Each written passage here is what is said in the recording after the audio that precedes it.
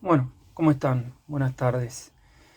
Hoy vamos a ver esta obra que tengo acá, La ética protestante del espíritu del capitalismo, de Weber, de Max Weber, que es un libro o una investigación que salió al público en 1904. Esto es parte, digamos, eh, de lo que en general se puede llamar la sociología de la religión, ahora vista desde el marco del individualismo metodológico. Nosotros habíamos visto sociología de la religión con Durkheim, pero eso implica estar dentro de los esquemas del holismo.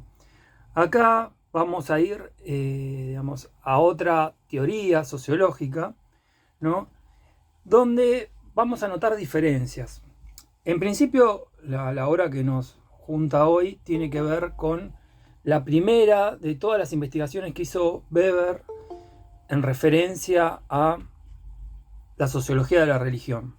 Después va a sistematizar mucho más este trabajo y se va a dedicar a estudiar grandes religiones, o sea, no porque esta no la sea lo que vamos a ver ahora, ¿no? Pero su mirada, su perspectiva es radicalmente opuesta a la de Durkheim hasta en esto. O sea, Durkheim estudiaba a las religiones sociales como hecho social y para eso, para poder aplicar el método comparado y explicar causalmente, iba hacia las religiones originarias, las simples y las primitivas, las que estaban, digamos, en las sociedades más simples a nivel de división social del trabajo y primitivas que fueron las primeras, es decir, al momento genético del origen, el origen, si ustedes quieren, empírico de la religión, ¿no? Para explicar teóricamente la religión. En este caso, Weber tiene una óptica totalmente diferente. Él directamente, digamos, va por las religiones ya en su máximo desarrollo, en las grandes religiones, ¿no? ¿Por qué? Porque las religiones son muy importantes al momento de comprender el sentido de la acción social.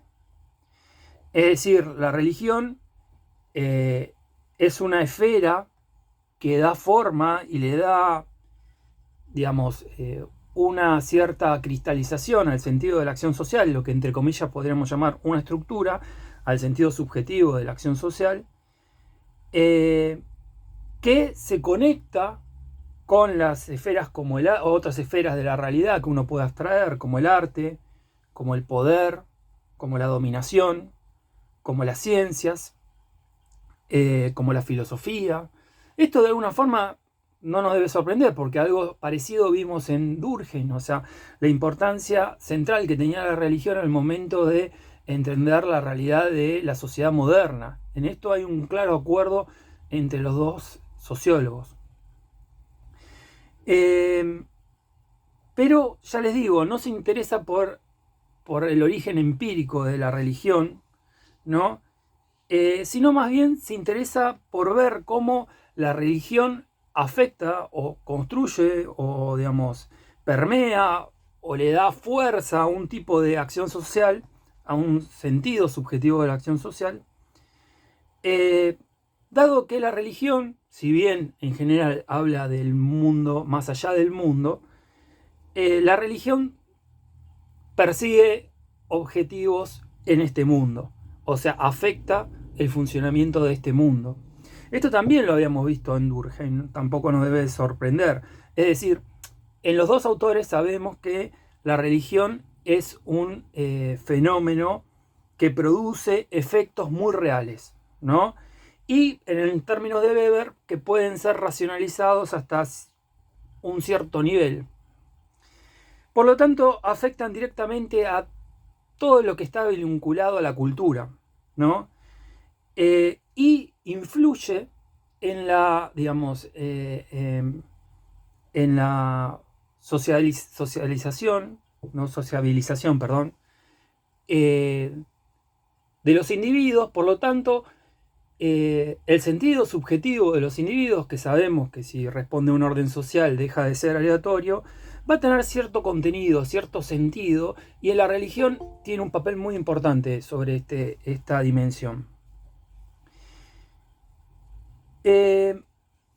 Ya les dije que la ética protestante y el espíritu del capitalismo es el inicio de las investigaciones de Weber sobre las grandes religiones.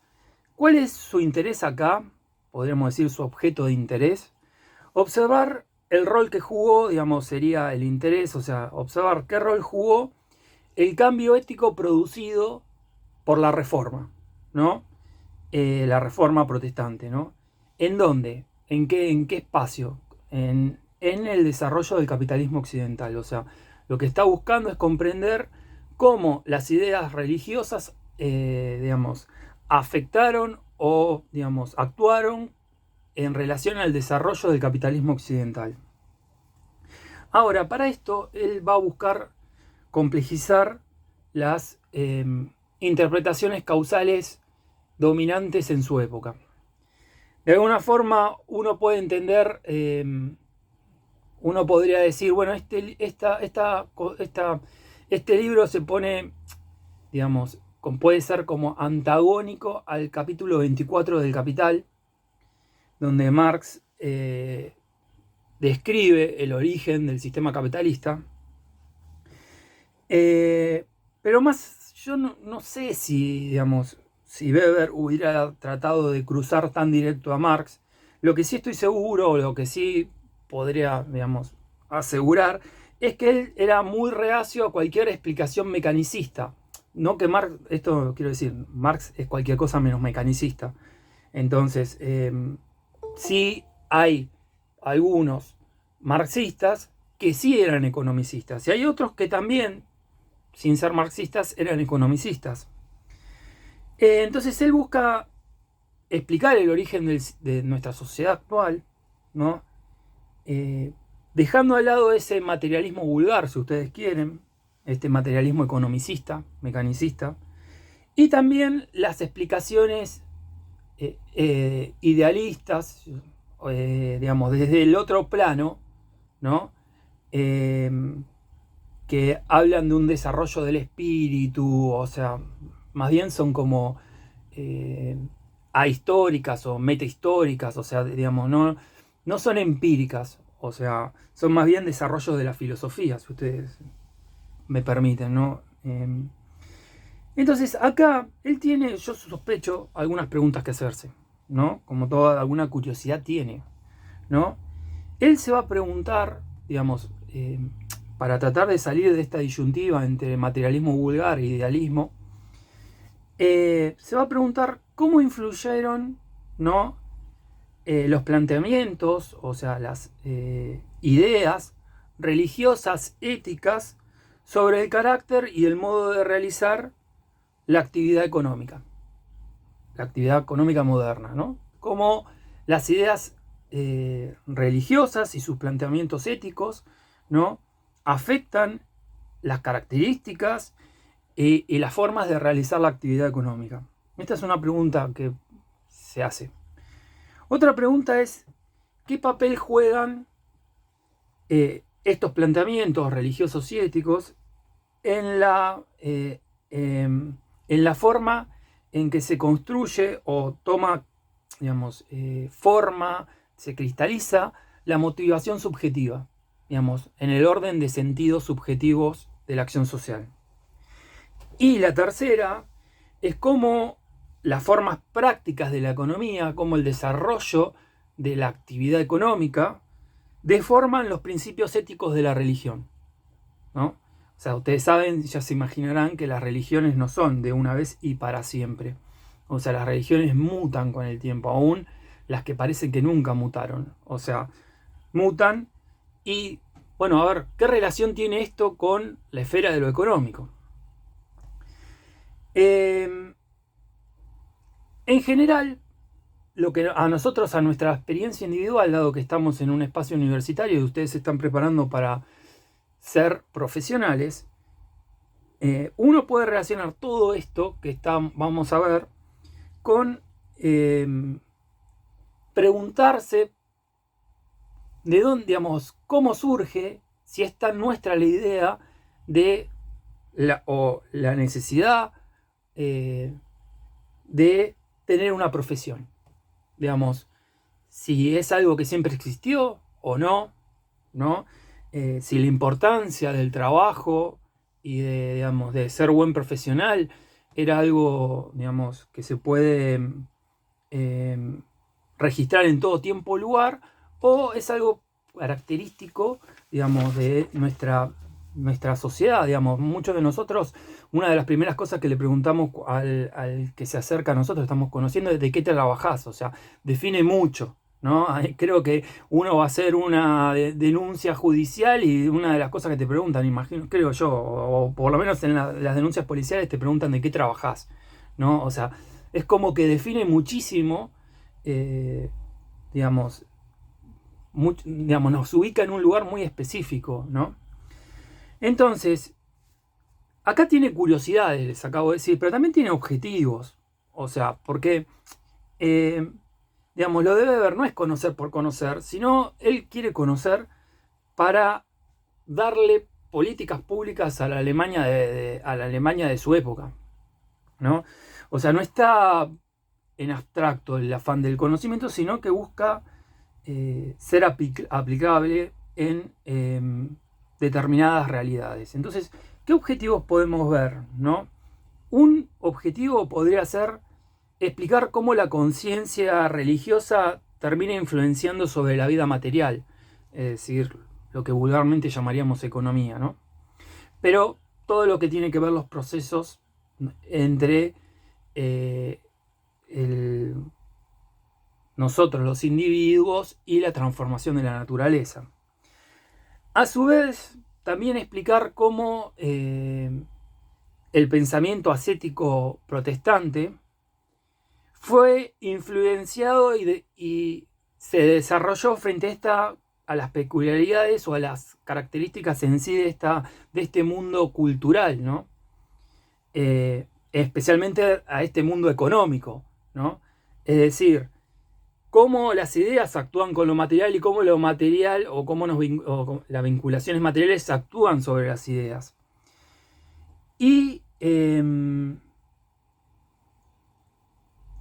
general, creo que él quiere retomar los puntos fuentes de las explicaciones materialistas, pero haciendo hincapié en el nexo inverso, es decir, haciendo hincapié en demostrar que las ideas también juegan un papel importante, dado que él busca explicar el sentido subjetivo de la acción, y el sentido subjetivo de la acción está a cargo del individuo, y el individuo, por lo tanto, pone sentido en la acción.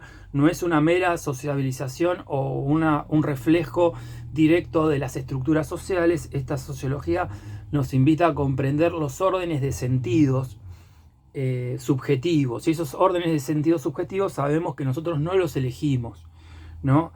Pero bueno, las ideas, obviamente, si estamos hablando de una sociología cuyo átomo es el individuo, juegan un papel, porque nosotros tenemos ideas, proyectamos sentido cuando actuamos.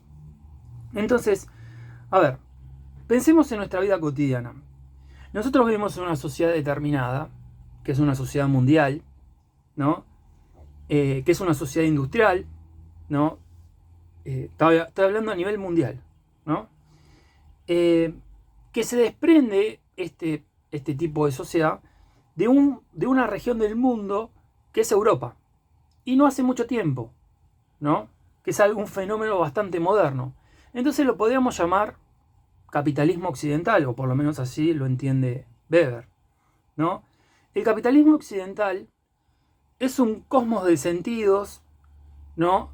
De sentidos subjetivos, que nosotros encontramos ya armado. El mundo nosotros lo encontramos armado. O sea, y las fuerzas de ese mundo nos ordenan en nuestro sentido. Nos envuelve, nos marca nuestro destino. ¿Qué podemos hacer? ¿Qué no podemos hacer? Es decir, no elegimos vivir en esta sociedad. Digo, por más que uno haya gente que chicanee, ¿no? Con la idea de que si vos sos de izquierda tenés que ir a vivirte a Cuba, ni Cuba ni ningún otro país está por fuera del sistema capitalista, porque el sistema capitalista es un sistema mundo, ¿no? Entonces, no es una elección, o sea, vivir en este mundo, ¿no? Este mundo, a la vez, se impuso a cosmos o órdenes de sentidos alternativos. Podríamos haber sido este mundo, podríamos haber sido otro, pero el haber sido otro sería contrafáctico. Lo que sí tenemos que estar de acuerdo, es que este tipo de sociedad se desarrolló imponiéndose a otro tipo de sociedad, en este caso el feudalismo, que actuaron ambas como fuerzas hostiles entre sí, ¿no? Yo cuando digo el feudalismo, ustedes tienen que entender la sociedad tradicional en términos de Weber, ¿no? La sociedad del tipo de dominación tradicional, donde el poder básicamente está en los estamentos. Este mundo, el que vivimos, se caracterizó por el surgimiento de la mentalidad económica. Sabemos que observar lo económico como una esfera de la realidad es propio de este mundo, porque lo económico tiene un grado muy importante. En otras sociedades no existía. Existía el término economía en política de Aristóteles, pero no era una esfera de la realidad diferente, ¿no?, a la polis, por decirlo así, ¿no? Esta mentalidad económica es lo que ustedes habrán leído que se llama etos económico, ¿no? Son nuestras raíces, nuestro momento de, digamos, de cómo ordenamos el sentido subjetivo de nuestras acciones en el espacio económico, que justamente al vivir en esta época podemos observar que existe una esfera de la realidad que definimos como económica. Esto es propio de la modernidad. Esta mentalidad económica se caracteriza por un alto grado de racionalización. ¿De qué? De la actividad económica. En ella hay una aspiración al lucro. O sea, ¿qué motiva a los sujetos? La aspiración al lucro, ¿no? Pero el lucro de los empresarios, se basa en un cálculo racional. Lo vamos a ver más detenidamente adelante, pero esto supone lo siguiente, que si yo tengo un capital, voy a hacer una planificación de las prestaciones que necesito, sean objetivas o sean personales, es decir, sean máquinas, equipamientos o sean trabajadores, como medio para lograr un determinado fin. ¿Y cuál es el fin? Digamos, aumentar mi capital. El fin es hacer de mi capital más capital y de ahí reinvertirlo para volver a hacer ese ciclo, y así indefinidamente para cada vez que reinvierto volverme más productivo y derrotar a mi competencia en el mercado, o sobrevivir, depende en qué posición uno esté. Pero básicamente la acumulación de capital, digamos, implica que uno tenga, digamos, se plantee frente a ese fin, que es hacer del capital más capital, un conjunto de medios que sean los necesarios o los que uno juzgue como adecuados para lograr ese fin.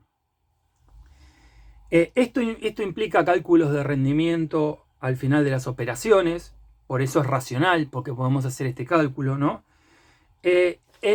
Y una empresa continua de renovación de este afán de lucro, ¿no? Es decir, una mentalidad empresaria que implica probablemente un empresario pobre, pero una empresa rica. Al contrario de lo que probablemente estemos acostumbrados en Argentina, que las empresas son pobres y los empresarios son ricos, ¿no? O sea, digamos, por lo menos uno, después lo vamos a ver esto aplicado en el calvinismo, pero, digamos, así es como funciona, por lo menos, las formas más desarrolladas de capitalismo. Este afán de lucro no se caracteriza por el robo o la violencia directa, ¿no? Digamos, no por actividades piratas, no por actividades, digamos, de ese estilo, que son algún tipo previo de capitalismo, no previo porque sea antecedente, sino que uno puede registrar en otras etapas de la historia formas de capitalismo. Bueno, pero no se trata de la violencia directa, no se trata de encerrar esclavos en una fábrica y hacerlos trabajar. Eso sería directo. O sea, en principio somos libres de elegir trabajar o no, en tanto trabajadores, ¿no? Esperen un minuto. Sigamos. De hecho, el sistema capitalista funciona como, dice Weber, como control de ese deseo de la ganancia. Porque en sí mismo el deseo de ganancia es un deseo irracional. Pero el orden subjetivo de este cosmos hace que ese orden, ese deseo, si ustedes quieren irracional, ¿no? Tome un orden que es claro, que es un orden de sentido, que es, ¿qué tengo que hacer para ganar dinero? Aprovechar las oportunidades de intercambio, aprovechar las oportunidades en el mercado, ¿no? En función de mis perspectivas de lucro, de lo que, digamos, aprovechar las oportunidades en el mercado para ganar dinero, ¿no?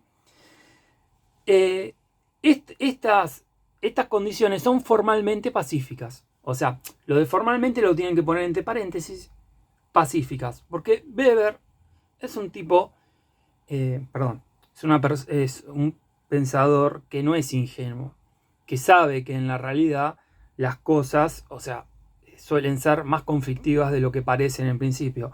Pero formalmente, digamos, una empresa es un espacio pacífico en principio. Esto implica el cálculo racional por parte del empresario, que quiere decir planificación y calcular los rendimientos del capital, ¿no? Y para esto se necesita, para todas estas condiciones, se necesita un sistema de leyes que permitan ejercer esa condición. Por lo tanto, el tipo de dominación que tiene que acompañar al capitalismo occidental necesariamente tiene que ser una república, en el sentido de la dominación racional legal, como forma más pura de, de ejercer la dominación por un lado y el poder por el otro, en este tipo de sociedad. Ustedes, cuando vieron la dominación racional, vieron que la dominación racional se basa en leyes escritas, es decir, objetivadas, que no están escritas para cada uno de nosotros, sino que son escritas en general y que implican un tercero que sea el que ejecuta la ley frente a cada caso, que, digamos, implica el debido proceso, implica ciertas garantías, etcétera, etcétera, y donde uno puede apelar a, digamos, ese fallo contra uno a una autoridad superior. Implica, si ustedes ven la Constitución Nacional, por ejemplo, el derecho a la propiedad privada. Y el derecho a la propiedad privada en la sociedad, perdón, me salta Marx acá, en el capitalismo occidental, la propiedad es muy importante porque estamos hablando de la propiedad de los medios de producción, como vamos a ver. Ahora, capitalismo existió, como les decía hace un rato, en otras civilizaciones y en otros tiempos históricos, capitalismo de guerra, capitalismo comercial. De hecho, en Europa existía burguesía previo a que se imponga el capitalismo occidental. Es decir, existían burgueses en sentido estamental, los que son los antepasados, si ustedes quieren, de la burguesía actual. No que sean biológicamente los antepasados, pero como figura social, ¿no? Los que vivían en las ciudades y se defendían de, del conflicto frente a los señores de la tierra, a los señores feudales. Entonces, ¿cuál es la característica específica de este presente del capitalismo occidental, no de este tipo de capitalismo? Para eso necesitamos comparar, y para comparar vamos a necesitar construir tipos ideales. Yo cuando hable de tipos ideales no voy a hacer una exhaustiva detalle de cada tipo ideal. Le voy a decir que él lo usa. Todo eso que vimos como herramientas lo utiliza acá, ¿no? En principio podemos ver por lo menos tres condiciones que vuelven particulares este tipo de capitalismo frente a los otros tipos de capitalismo previos. Ustedes recuerden que los tipos ideales son reglas de decisión, son, digamos, formas de abstraer aquello que es racional de la realidad, que no se tienen que dar de forma pura en la realidad, y cuanto más racionales son, probablemente más alejados estén de la realidad y por lo tanto mejor funcionen frente a la realidad. Entonces yo les voy a nombrar tres características básicas mínimamente de este tipo de capitalismo, el capitalismo occidental. En principio, este capitalismo está basado en la organización racional capitalista del trabajo, ¿no? Y eso implica que hay dos figuras sociales en este espacio, en la organización racional del trabajo, ¿no? Que son el trabajador que, paréntesis, es formalmente es libre, y del burgués, que es el dueño de los medios de producción, ¿no? Acá tienen la antítesis moderna, burguesía, proletariado, ¿no? Son dos figuras históricas que claramente están en esta sociedad. Y suponen, y acá hay algunos supuestos. Uno es que si hay dueños de los medios de producción, si hay dueños de los medios de producción, es porque los medios de producción fueron expropiados. Es decir, antepasados del proletario tenían medios de producción y esos fueron expropiados. Si quieren ver más esto, tendrían que leer el capítulo 24 del Capital. Fueron expropiados y convertidos en sujetos libres, pero libres en doble sentido. El trabajador es libre en doble sentido. ¿Qué quiere decir? Que somos libres, digamos, si uno nos compara con un esclavo o con un siervo de la gleba, podemos disponer de nosotros mismos, pero a la vez estamos, entre comillas, liberados de los medios de producción. Es decir, lo único que nos queda es salir al mercado de trabajo para desarrollar nuestra vida, ¿no? Y además, otra característica del trabajador moderno es que es un trabajador muy disciplinado. Acá no vamos a hablar de disciplina, para eso, si llegamos, veremos a Foucault, hay trabajos de Weber sobre disciplina, pero construyen, digamos, socialmente se construye un determinado tipo de trabajador con ciertas características, digamos, que no necesita estar bajo el látigo para ser obligados a trabajar. Entonces, otra característica, la segunda, es la separación entre la economía doméstica y la empresa, ¿no? Una cosa que acá en la modernidad estamos perdiendo es que el lugar de trabajo es una cosa y el lugar donde uno vive es otra. ¿Qué mejor momento para decir esto que acá, donde estamos teniendo una clase que teníamos que estar teniendo en vivo, en un lugar específico? Entonces mi lugar de trabajo ya dejó de ser, por lo menos mientras que dura la pandemia, la sede CDBC del Martínez, ¿no? O de San Isidro, y pasó a ser mi hogar, ¿no? Entonces, esto es propio de los sistemas tradicionales donde, por ejemplo, yo era un mercader de sedas, hacía la ruta de las sedas entre Medio Oriente y Oriente, y sí, claro, me trasladaba con mis esclavos, me trasladaba con mi familia, o sea, todo lo que implica, mis sirvientes, etcétera, etcétera. Entonces, no se podía diferenciar empresa de hogar. ¿Se entiende esto? Pero en nuestra sociedad, Henry Ford, ¿no? Tenía su empresa, tenía varias plantas, pero por ejemplo tenía su empresa que entre otros lugares tenía una planta en Detroit, ¿no? Donde él trabajaba y a la vez él vivía, cuando no estaba trabajando, en una mansión, ¿no? Entonces estaba separado lo doméstico de el espacio de trabajo. Una separación física. Que en este caso estamos viendo que no se produce. O sea, esto está produciéndose en mi casa, ¿no? Y el tercer punto es que hay una estructura racional de derecho, insisto, volvamos al tipo de dominación racional legal, todo lo que implica, y esa estructura racional legal, digamos, racional del derecho, o sea, porque está fijada de modo profeso, porque está pensada por todas estas condiciones, es racional, y porque uno puede calcular el resultado de su acción. Esto es fundamental. Para eso están las leyes, para que uno pueda calcular el resultado de su acción. En base a eso, uno le permite a los empresarios hacer una contabilidad racional.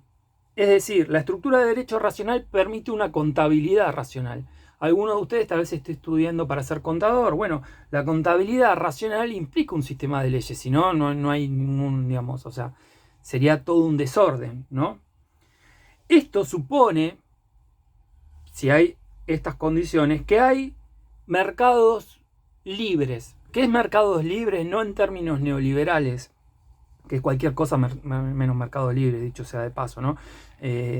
Digamos, ellos hablan de libertad unilateral por parte de la oferta, si ustedes quieren, ¿no? No tanto por parte de la demanda.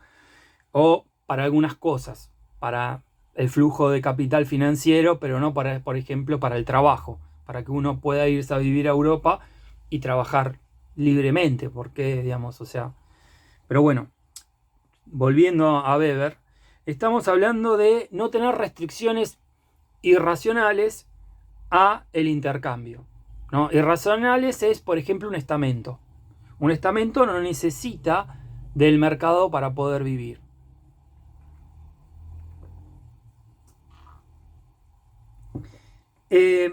Estos libres mercados le permitirían a la empresa orientar su actividad según la demanda, ¿no? Como oferente, uno puede determinar a ver qué está buscando el mercado, qué necesita el mercado, o más modernamente, qué le hacemos necesitar a la gente, porque existe hoy obsolescencia programada, obsolescencia percibida, todo eso, ¿no? Son técnicas de marketing. En función de la rentabilidad, en función de buscar la rentabilidad. O sea, es decir, de ganar dinero. O sea, ¿para qué objetivo tiene esto? Ganar dinero para seguir la carrera. Es una carrera que en sí mismo no tiene límite de acumulación de capital. Y para todo esto se necesita, entonces, si eso es una estructura racional, a nivel derecho, un marco legal. De eso estamos hablando. La famosa seguridad jurídica, pero no en términos del sentido común, que es neoliberal, que refiere básicamente a la seguridad de algunas empresas muy poderosas, sino en el sentido de asegurar la propiedad privada, asegurar que ese lucro sea apropiado por quien, digamos, lo generó, ¿no? Que no haya cambios repentinos y, digamos, y timonazos en el manejo de las reglas de juego, ¿no?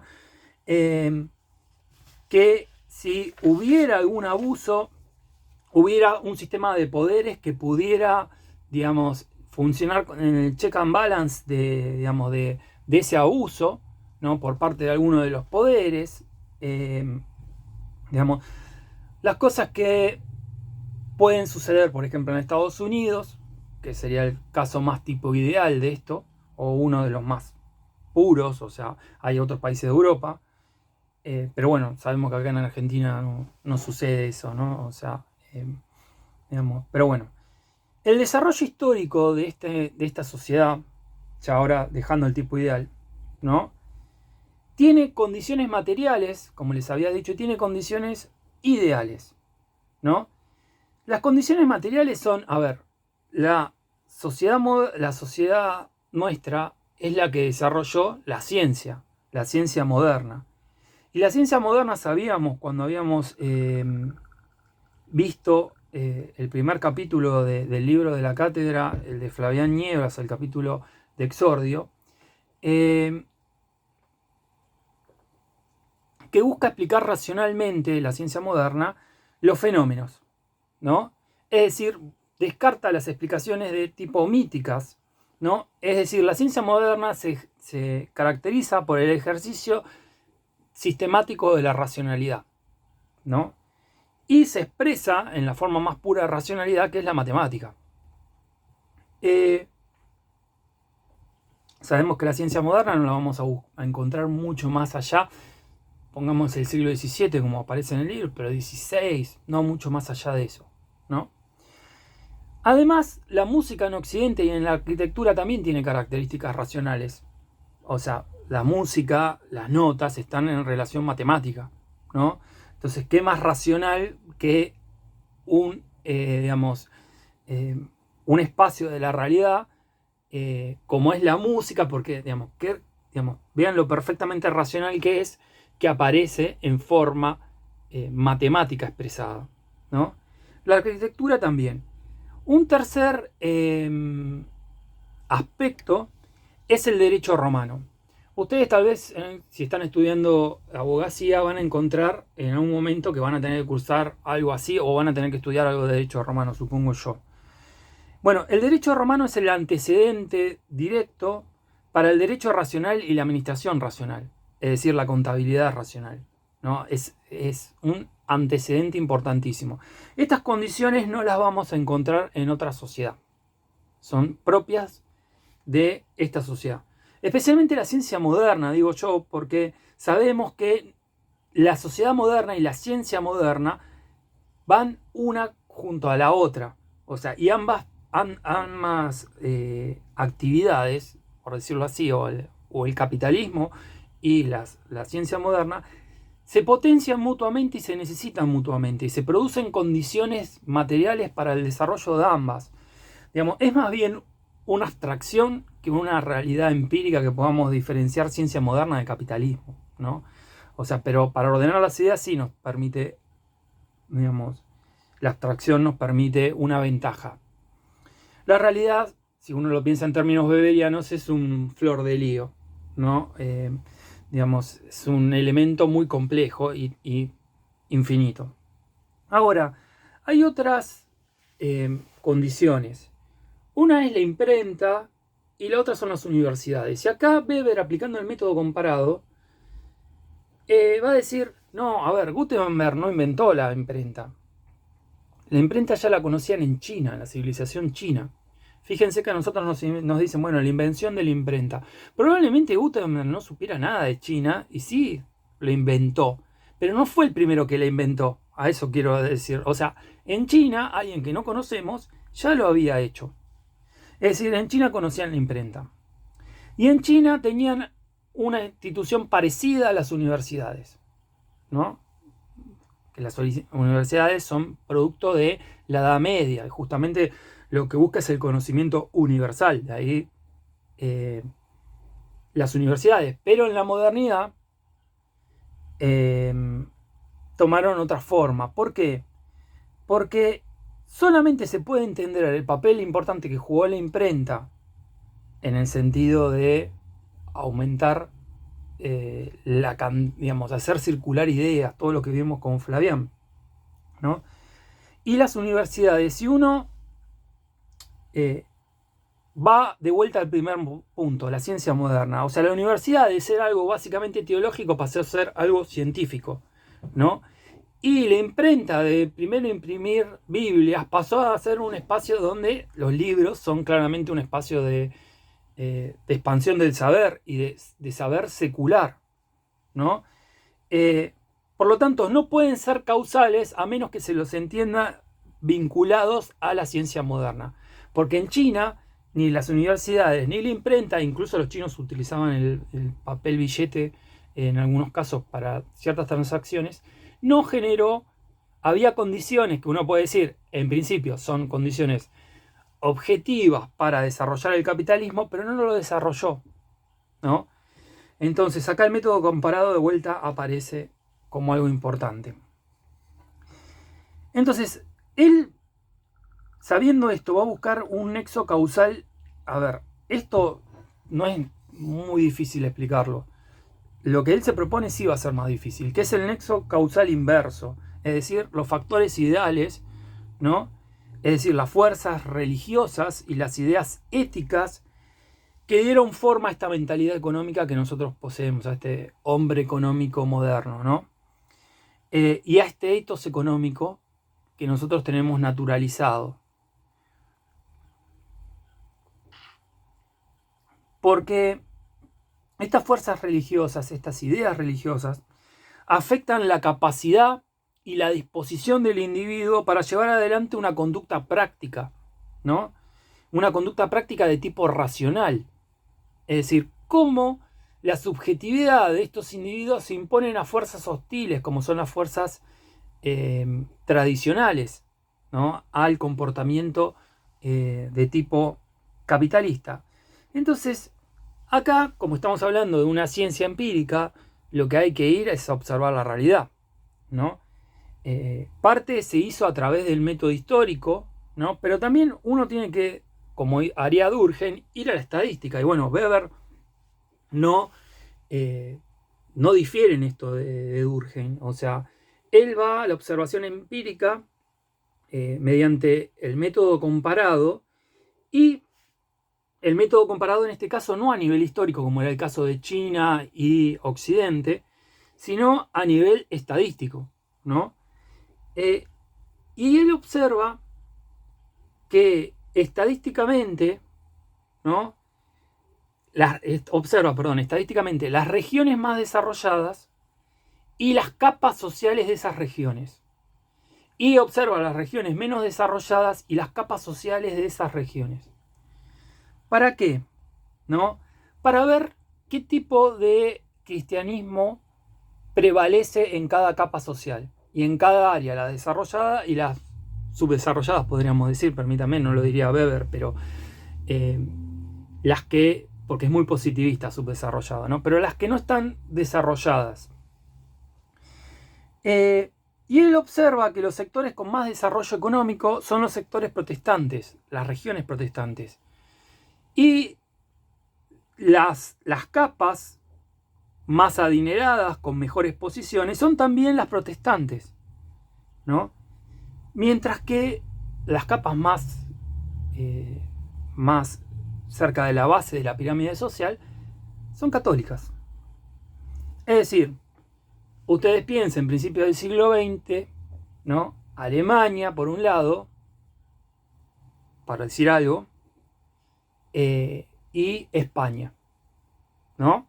Un país que había hecho una evolución muy grande y muy rápida, un desarrollo, y se había puesto al primer lugar de Europa, como Alemania, y España, un país súper atrasado, ¿no? O Portugal, o buena parte de Italia, ¿no? Entonces, esto, ¿no? De alguna forma lo invita a construir más tipos ideales. Y acá él construye, creo yo, 4 tipos que se comparan los primeros 2 entre sí y los segundos 2 entre sí.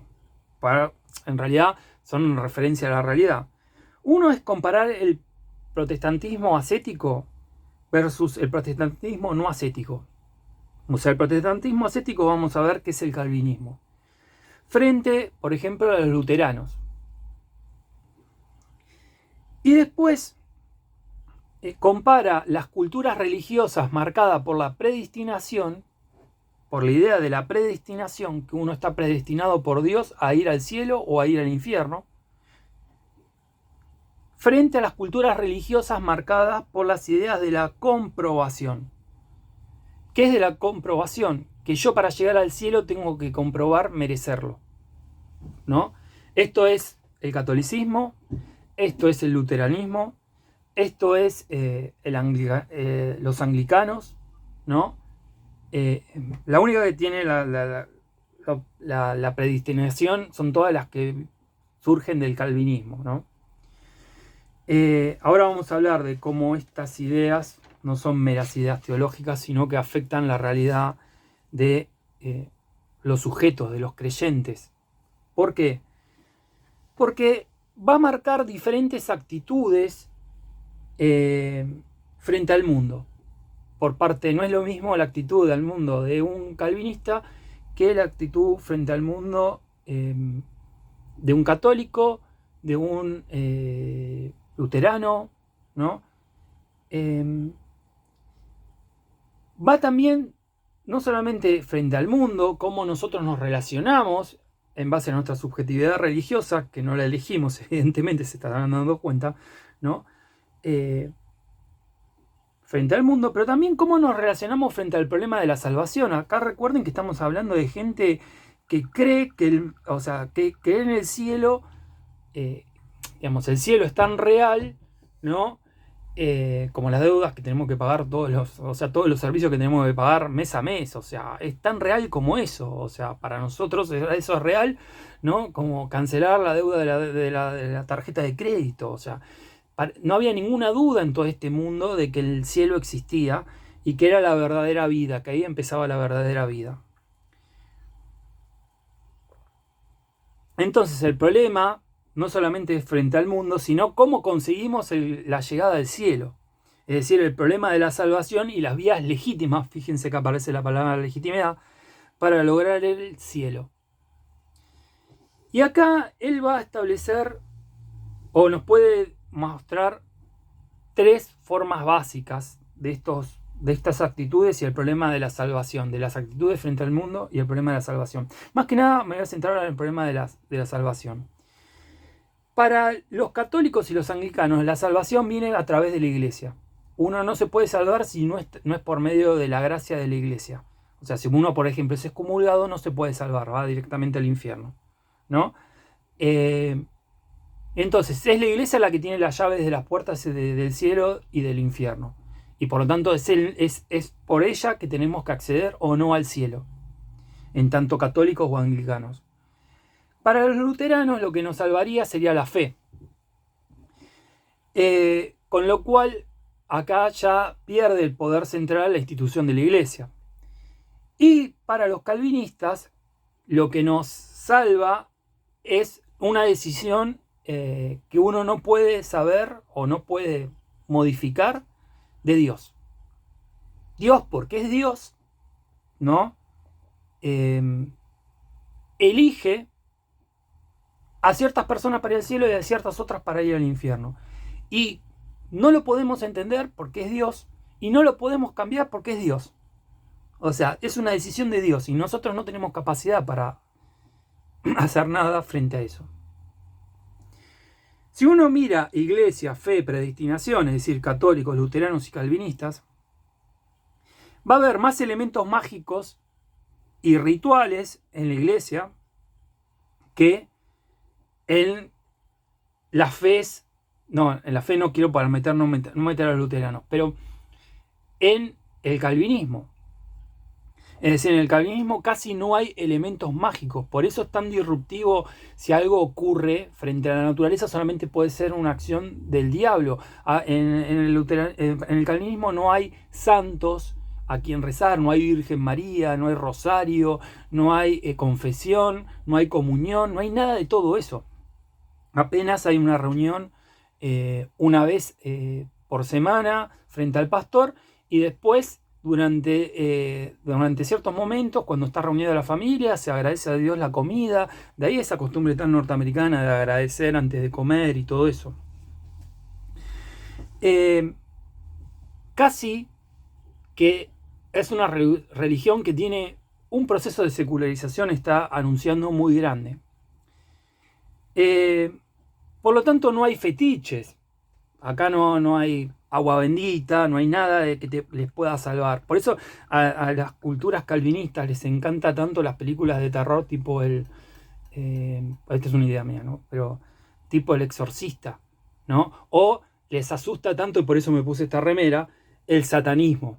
O sea, porque es un elemento totalmente disruptivo que se expresa, por ejemplo, en la persecución de brujas en Salem, ¿no? O sea, la única forma de explicar un acto mágico es un acto de Satanás, ¿no? Entonces les molesta, les asusta tanto y andan persiguiendo hasta hoy en día, viendo si un CD o un disco antiguamente, si lo ponen en reversa, si canta algo a Satán, ¿no? O sea, como si Satanás existiera realmente. O sea, todavía estas culturas, estoy hablando de la cultura de Estados Unidos, es una cultura fuertemente marcada y les puede parecer lo que a mí me causa gracia y me parece buena música, ¿no? Para ciertos creyentes le parece algo horroroso, ¿no? Por lo tanto, vamos a tener que en la iglesia hay más peso de la tradición y acá ya no hay tanto peso de la tradición en el calvinismo. Y a la vez, en la iglesia va a haber menos peso de la ética, mientras que en la predestinación, al permitir surgir una subjetividad, al no estar tan enlazado a lo ritual y a los pesos de las tradiciones, la ética toma un papel muy importante porque es donde se internaliza los controles del individuo en su comportamiento. Entonces, de acuerdo a la vía de salvación, sea la iglesia, la fe o la predestinación, vamos a tener tendencias que tiendan a que el sujeto se vada del mundo o por el contrario tiendan a transformar el mundo. Si uno piensa que el mundo es un espacio de tentación, de peligro, lo más sensato para mi alma eterna, lo más sensato es que me vaya a vivir a un convento y me encierre del mundo, me aparte del mundo. ¿Se entiende? Es decir, va a haber una forma de ascetismo, pero es la forma de ascetismo monacal. O por lo contrario, vamos a ver que el calvinismo produce fuerzas, está enraizado en un proceso de transformación del mundo, y vamos a ver por qué, ¿no? Son formas de dominación religiosa, una dominación basada en la iglesia, otra en la fe y otra en la predestinación, que generan resultados diferentes a nivel vida pública y vida privada. A ver, el sentido tradicional del cristianismo, lo que era originariamente el catolicismo en la Edad Media, es hostil, su teología es hostil y su forma de ordenar el sentido subjetivo es hostil a una sociedad como la nuestra, ¿no? ¿Qué quiero decir que es hostil? El dinero en nuestras, en nuestra sociedad puede ser varias cosas, ¿no? O sea, unidad de cuenta, puede ser reserva de valor, etcétera, etcétera. Pero básicamente uno puede observar que el dinero uno puede cobrar el sueldo y se va a comprar lo que necesita, es decir, es un medio de intercambio, pero para otro grupo de personas, los empresarios, el dinero es un factor de producción. El dinero en la Edad Media no podía ser nunca un factor de producción, ¿no? ¿Por qué? Porque si yo, ¿no? Compro este libro, ¿no? Y lo quiero revender, en la teología católica, yo lo compré a 10, el costo de llevarlo a otro lado es 1, yo lo tendría que vender a 11, no a 12. Porque cualquier agregado al costo de este libro es robo. Eso que hacemos todos los días nosotros, para el catolicismo siempre fue robo, hasta que el catolicismo revarió y volvió a barajar y ahora tiene un banco. Pero, por ejemplo, cobrarte intereses, que es cobrar, o sea, cobrarte por prestarte dinero, eso es considerado usura y la usura era pecado mortal. ¿Se entiende? Además, las sociedades tradicionales tienden al consumo y al lujo innecesario, ¿no? Esto expresado, por ejemplo, en la corte de Luis XIV, un rey católico. Consumo, y lujo innecesario. Pero esto lo pueden ver en las formas de sociabilización de la oligarquía argentina, ¿no? Cómo les gustaba ir a París, cómo construían, gastaban fortunas en construcción de sus palacios, etcétera, etcétera. En vez de reinvertir esa ganancia que les producía el campo sin mover nada, ni una ceja, ¿no? No, la gastaban toda, ¿no?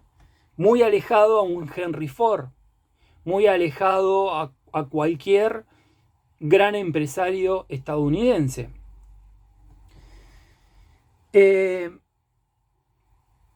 Yo les dije que el ascetismo era básicamente monacal, sustraerse del mundo, y dentro de la sociedad tradicional había alguien que cumplía la función de prestador de dinero, que era, digamos, un grupo paria de la sociedad cristiana, que eran los judíos, un grupo menor, ¿no? Que no tenían otra relación con el dinero, donde no existía este pecado de la usura. Esto chequéenlo con Tomás de Aquino y verán que es cierto, no les estoy mintiendo que es así. Que después la iglesia haya abandonado sus principios y dijo, bueno, si no te gustan estos principios, mundo, tengo otros principios, y por ejemplo ahora tengo un banco, eso es otro problema, es un problema que debería explicar la iglesia, ¿no? Pero básicamente el modelo de santo que proponía la iglesia era un modelo de una persona pobre, ¿no? Una persona que se iba del mundo, ¿no? O hacía votos de determinadas condiciones y se iba del mundo, digamos, se abstraía del mundo y vivía su búsqueda de la salvación, ¿no? En un espacio de forma monacal. Por eso había tantas órdenes, ¿no? Los mendicantes, esto, incluso órdenes guerreras, ¿no? Ahora, el calvinismo, ustedes saben que primero viene Lutero y después viene Calvino, o sea, como una radicalización todavía mayor de lo que las reformas que proponía Lutero. Cambia el sentido del uso del dinero, el sentido que una sociedad tradicional le da al uso del dinero, que es básicamente un medio de intercambio, que dicho sea de paso es lo que hacemos casi todos, pero en la sociedad capitalista vamos a ver que el dinero para los empresarios es un factor de producción.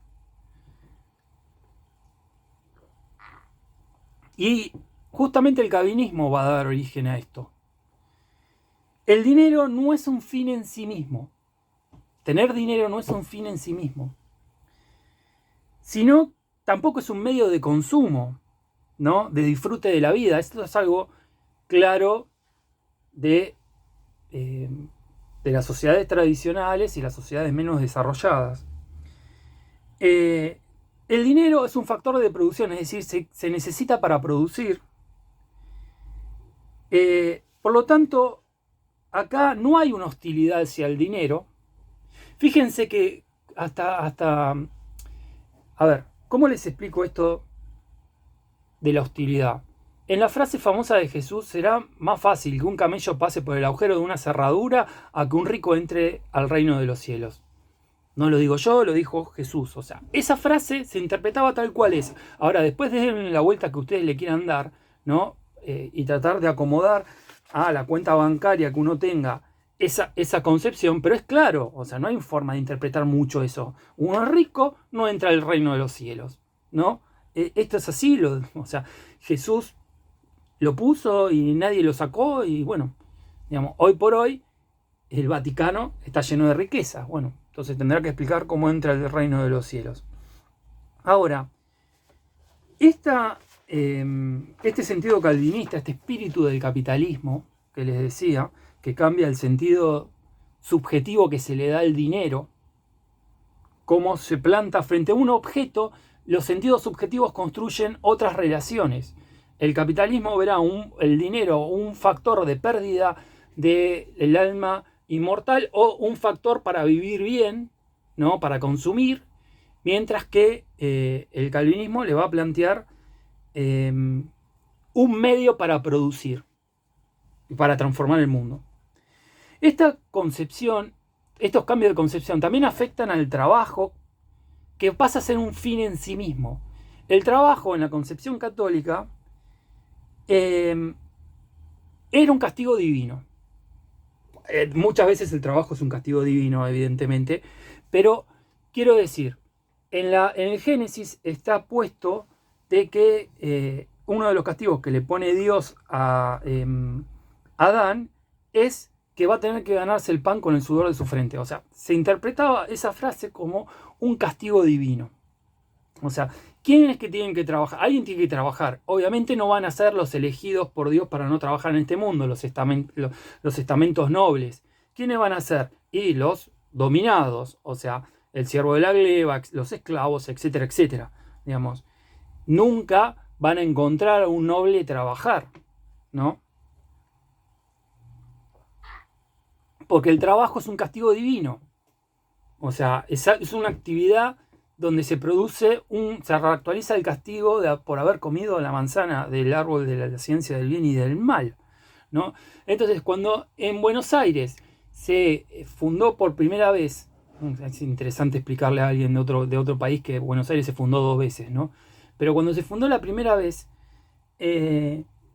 los españoles, católicos ellos, ¿no?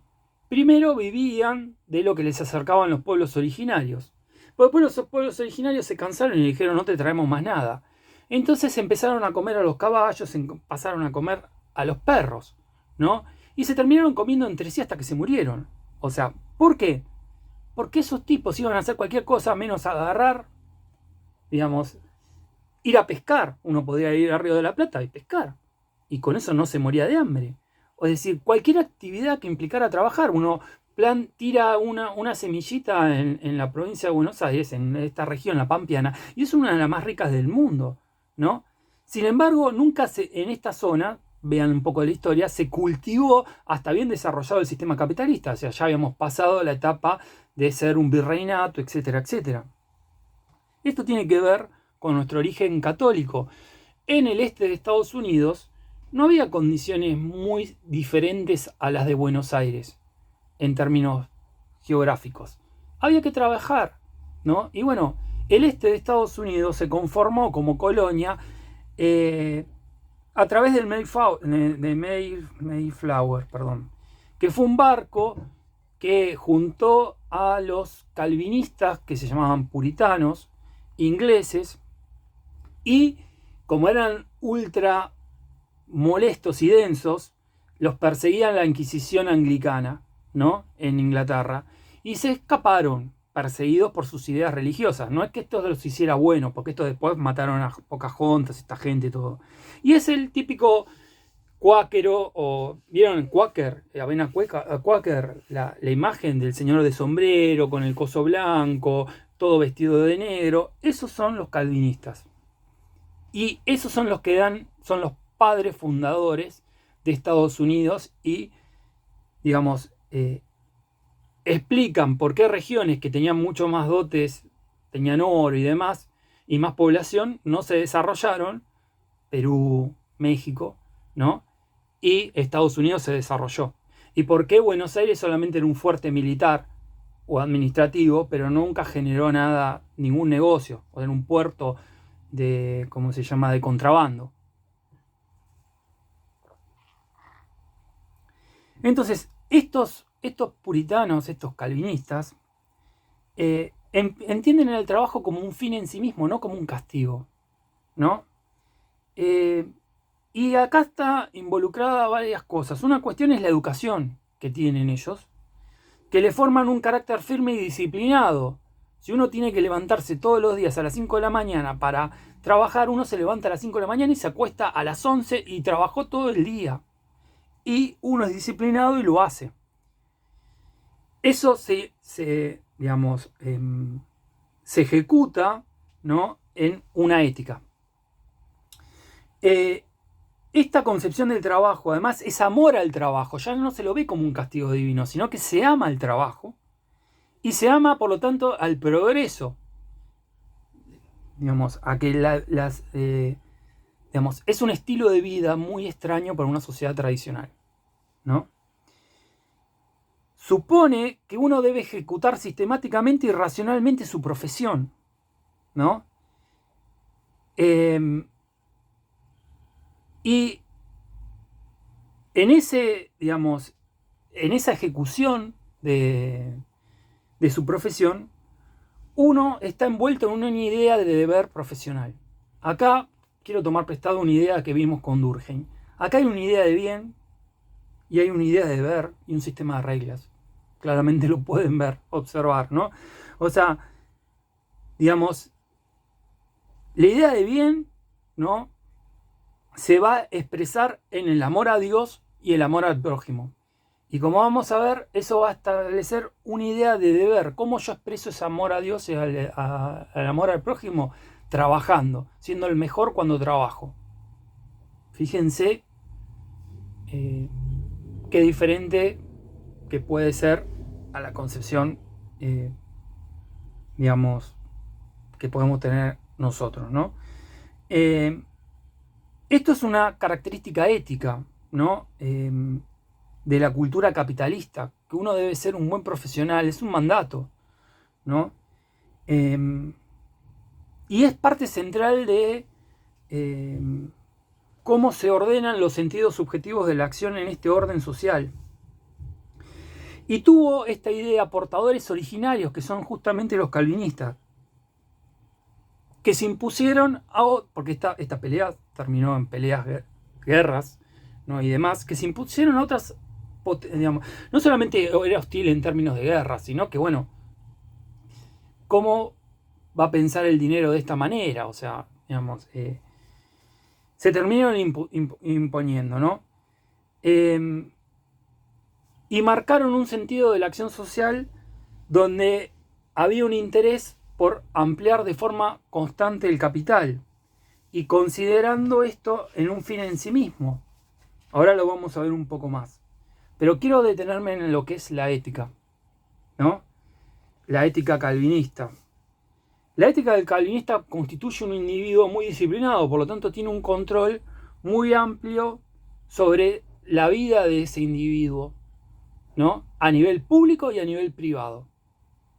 Fíjense que eso que está pensando Durkheim para la modernidad, ya el calvinismo lo había hecho. Cómo el individuo se, digamos, imputa por su propia conciencia. Cualquier infracción a esta ética es tratado como un olvido del deber. Fíjense las máximas que describe Weber, digamos, las máximas de Franklin, ¿no?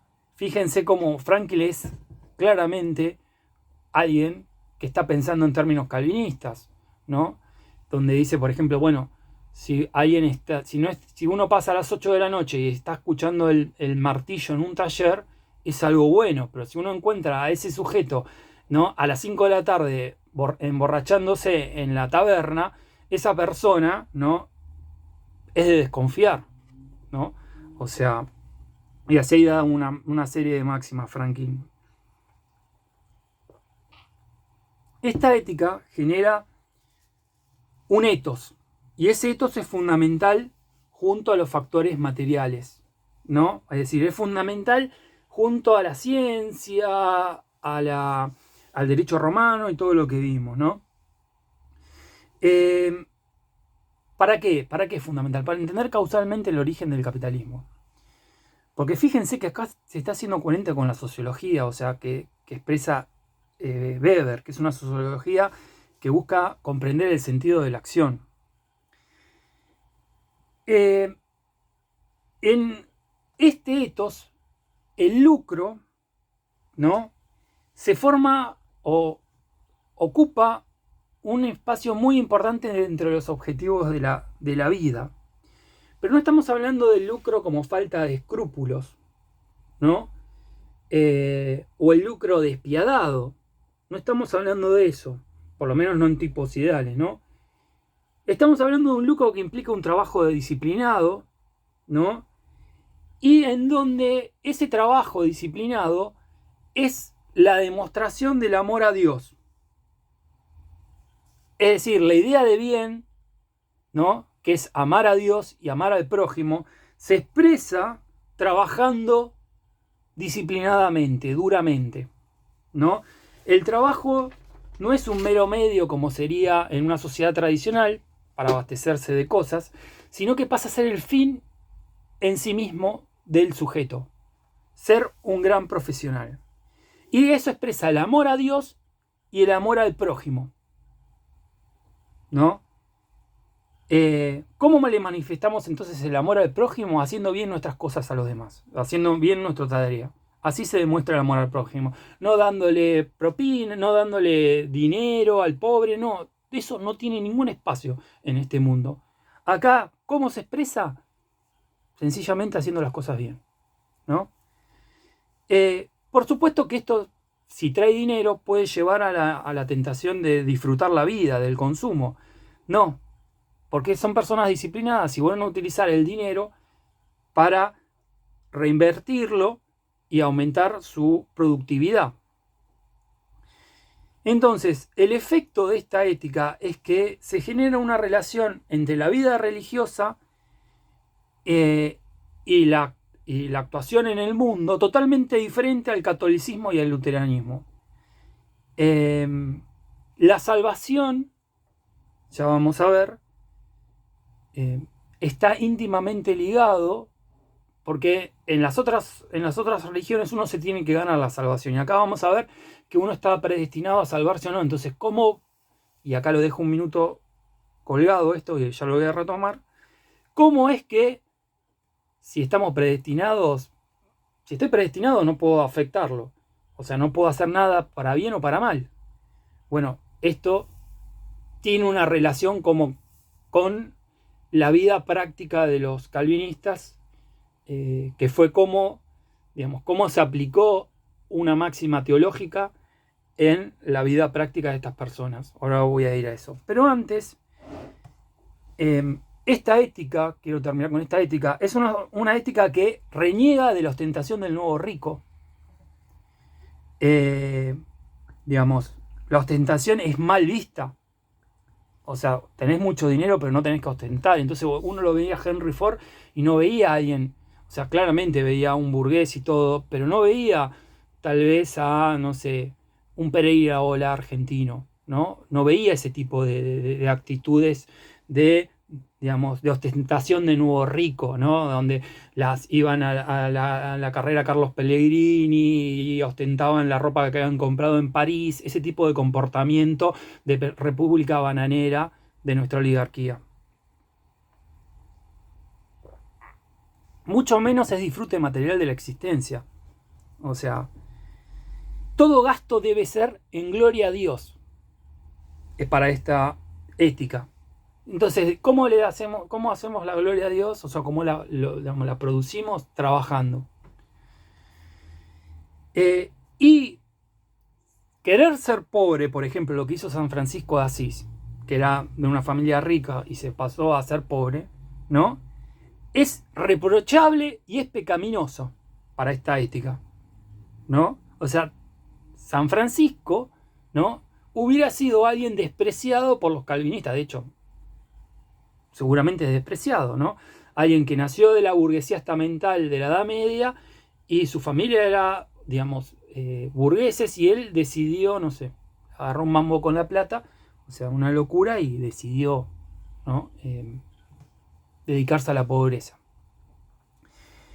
Y con respecto, siguiendo con la ética, ¿no? ¿Cómo se manifiesta, el amor a Dios?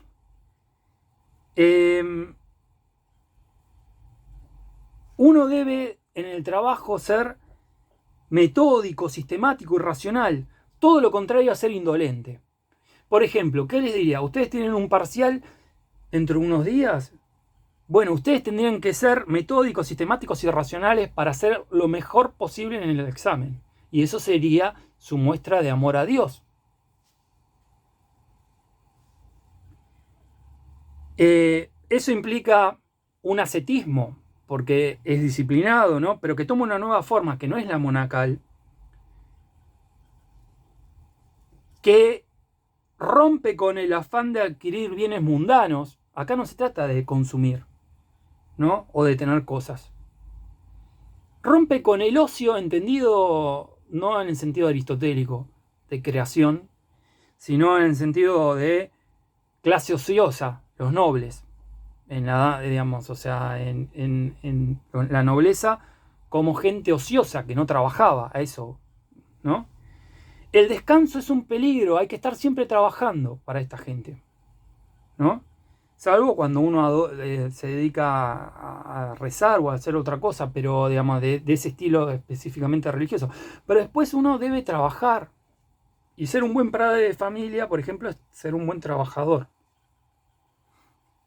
Implica el no deseo carnal, porque, o controlar el deseo carnal, y cero disfrute de las bonanzas económicas. O sea, se vive con lo justo. Por lo tanto, tendrían todo lo contrario de una empresa argentina. Tendrían una empresa rica y un empresario pobre. ¿Se entiende? En relación a la empresa. No porque sea pobre en sí mismo.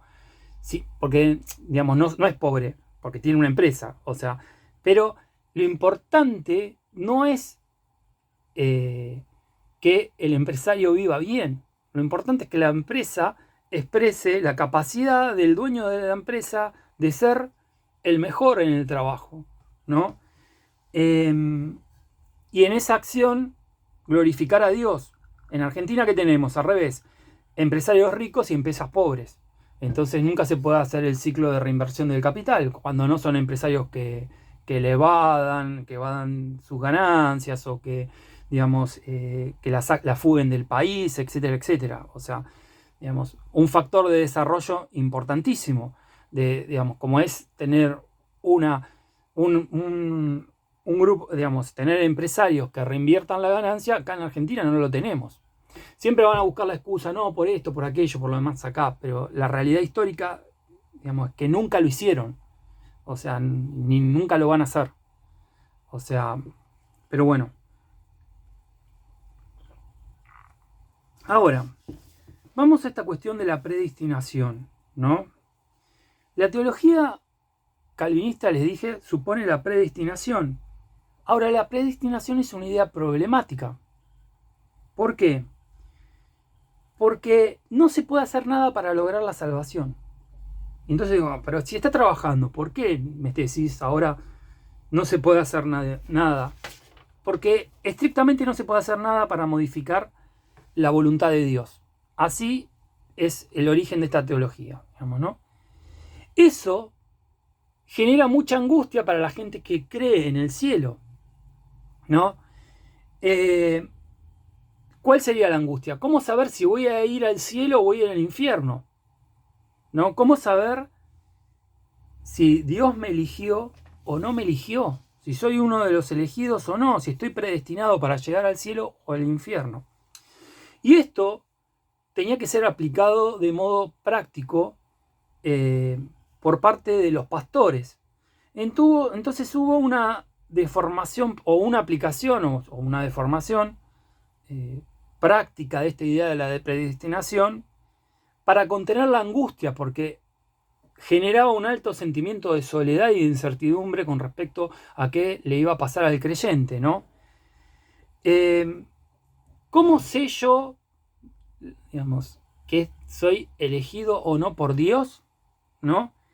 Digamos, ¿cuál es la señal que Dios le da a los que eligió en este mundo para que perseveren, para que sigan siendo buenos cristianos en sentido calvinista? La señal es justamente el éxito profesional. Mientras que uno persevere y obtenga el éxito profesional, uno va a tener la certeza de que ha sido elegido por Dios, ¿no? El trabajo incesante era la prueba de ser elegido por Dios. ¿Me comprenden esto? Es la confirmación de la gracia divina sobre el sujeto calvinista, ¿no? Por lo tanto, ahí se entiende cómo la predestinación influenció de forma práctica en el origen del capitalismo, porque esta conducta de hacer la profesión algo en sí mismo, de digamos, utilizar el medio como un factor de producción, son conductas propiamente del capitalismo, ¿no? Y le dio la fuerza a estos sujetos para oponerse a la hostilidad del mundo y también ser fuerte frente a las tentaciones. Fíjense, son personas que no necesitan, digamos, o sea, que viven de una forma específica, ¿no? De hecho, esto todavía en la cultura estadounidense sigue existiendo, siguen existiendo, digamos, sectas que viven incluso como en el siglo XIX o en el siglo XVIII, ¿no? Digamos que se ha desvirtuado, pero el principio es el mismo, o sea, vivir con el trabajo y cristalizar en un momento histórico. Entonces, en vez de usar un auto, usan una carreta. En una sociedad súper tecnológica como Estados Unidos, uno ve pasar un Chevrolet Camaro, ¿no? Y al lado una carreta de estas personas, ¿no? Y se visten como si estuvieran en el siglo XIX y demás, o en el siglo XVIII. No tienen luz eléctrica, nada. El fin trascendente en el calvinismo, la salvación, generó un proceso de racionalización de la vida de los creyentes, ¿no? Una racionalización que tiene que ver con una vida muy ascética, ¿no? Donde el disfrute, el gasto en consumo y todo eso, la ostentación, está mal visto. Esto implica una metodología de vida que permite un gran autocontrol por parte del individuo y además ese control le permite desarrollar una vida muy planificada. Esta forma particular de vida, ¿no? Es la forma de ellos de disfrutar la vida. Fíjense qué loco esto, ¿no? Porque ¿cómo son felices haciendo eso? ¿Cuál es la forma de, digamos, de disfrutar la vida? Haciendo lo que uno debe hacer.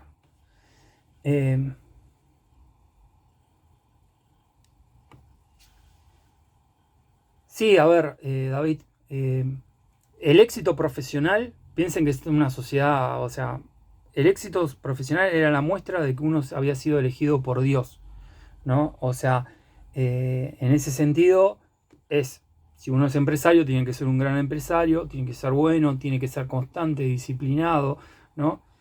Y si uno, ¿cómo se llama? No sé, piensen que acá no había, en este momento histórico, no había profesiones como ser ingeniero, ¿no?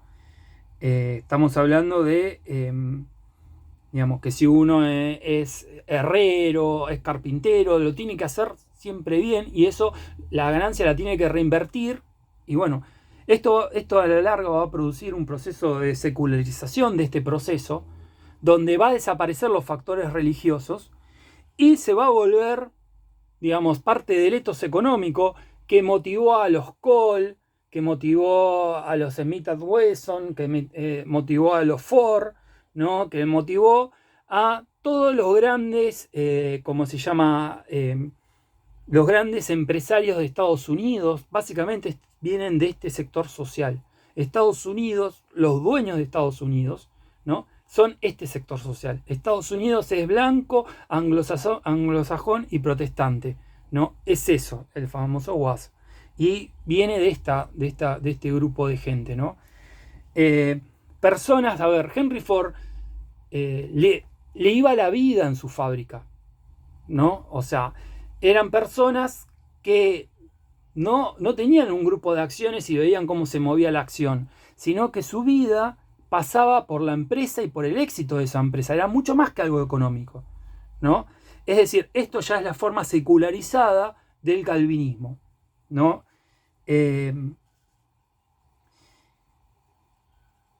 Entonces, ahí es donde disfrutaba la vida, o sea, siendo el mejor empresario de automóvil, o el más exitoso empresario de automóviles.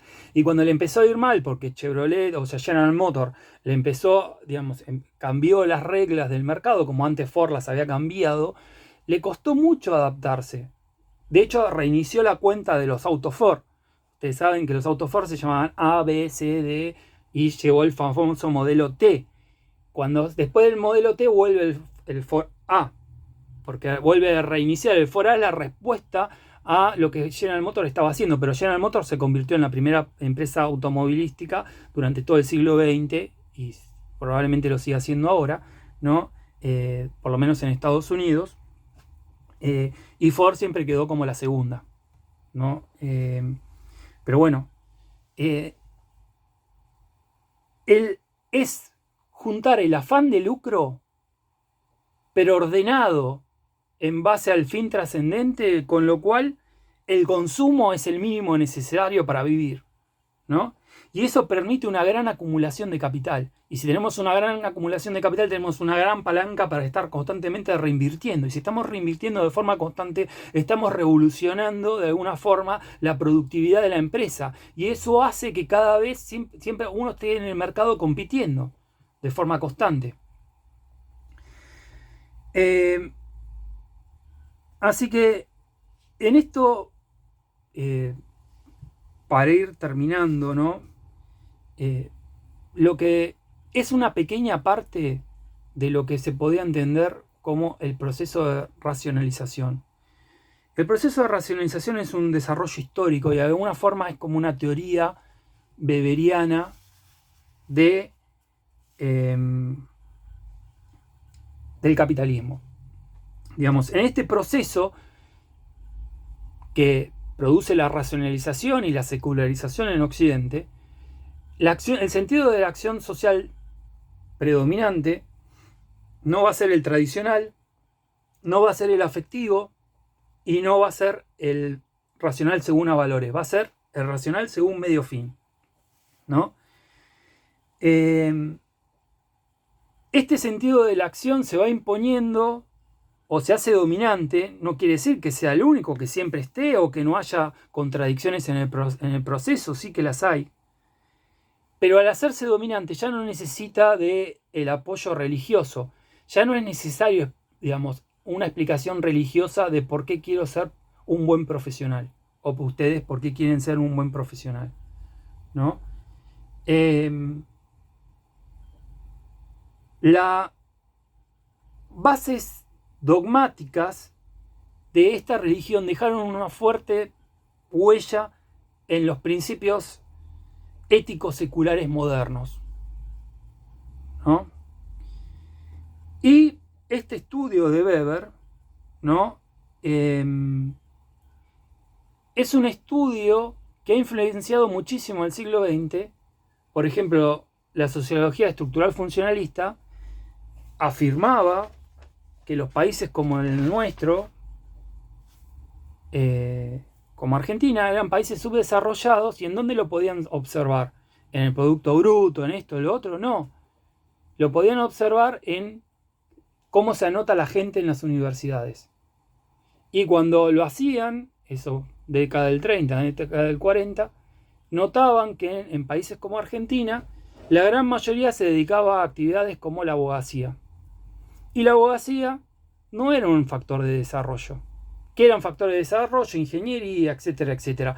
En los países desarrollados, las carreras predominantes venían por ese lado, por el mundo de lo científico o de la aplicación de la ciencia, como sería la ingeniería, ¿no? Entonces, con esto termino, ¿no? Esta clase y nos estamos viendo. Hasta luego.